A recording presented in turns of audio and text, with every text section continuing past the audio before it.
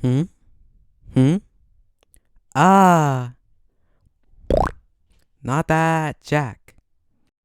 I know I'm kind of late on reviewing Watching and Dreaming, but considering the amount of things I have seen on TikTok, on YouTube, and on Pinterest, I don't see anyone losing interest in the Owl House anytime soon.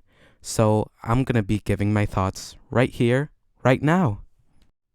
The Owl House is going to 100% go down as a masterpiece. I thought that the finale of this series was going to end with all the fans bawling their eyes out. I mean, considering how dark the show got sometimes, it didn't seem out of the normal for people to think that a couple of people were going to die. I mean, Bellows died in the end, but it was for good reason, and I don't think anyone is going to argue that Bellows was a good person.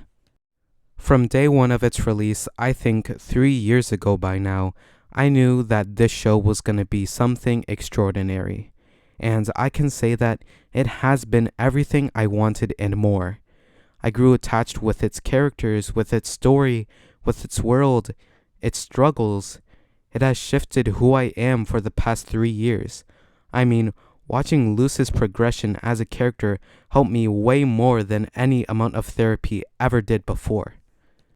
The payoff of this show is immaculate. We got to see the Collector get the love, friendship, and attention he so longed for, and we saw him change throughout this episode, really learning that although growing up is scary, although you might just want to play and have good intentions with what you do, that does not mean that bad things are going to happen someday. He found a friend in King, he found truth in Luce, and he found people who legitimately cared for him in the end. The tiny reconnection with Luce, Ida, and King was so cute, and following them all three together for most of it was really special. Seeing them help the Collector while also learning more about themselves was also very satisfying. Bellows will forever remain as one of my favorite villains in storytelling. This episode really cemented the fact that this guy is an absolute monster and has no regard for anyone else except for himself. But I gotta say that his possession of the Titan was really cool though, and Luce's death by him had me legitimately worried until I saw that she was only transported to the in-between realm and that the Titan was there to greet her. Also, I just gotta say that the Titan's design was so well made. From the Bad Girl Coven shirt, to the glyph pants, to the little hoodie poking out of his eye socket. Just seeing the Titan's interactions with Luce made me realize how much King takes after him. Like, their personalities are so much like one another. As you guys probably already know, after this whole Titan thing, we have Luce's huge transformation, where she gets transferred all the powers of the Titan, and with the help of her friends and family, is able to finally defeat Velos permanently and get her happy ending. Like, man, did seeing Bellows die feel good.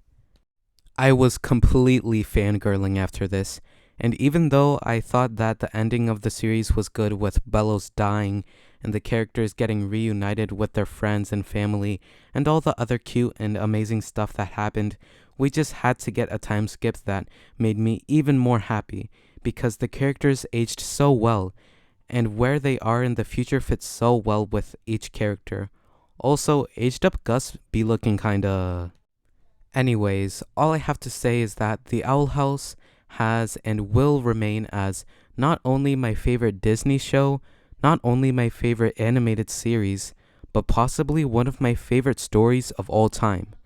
The characters were compelling, the story felt real, the animation was great, the music was godlike, the story was well thought out, the world felt magical, and overall it felt like the show was made with a lot of love, which really reflects the lesson of the show. Love, acceptance, understanding, forgiveness, family, attention, and affection can really change a person, and us weirdos have to stick together.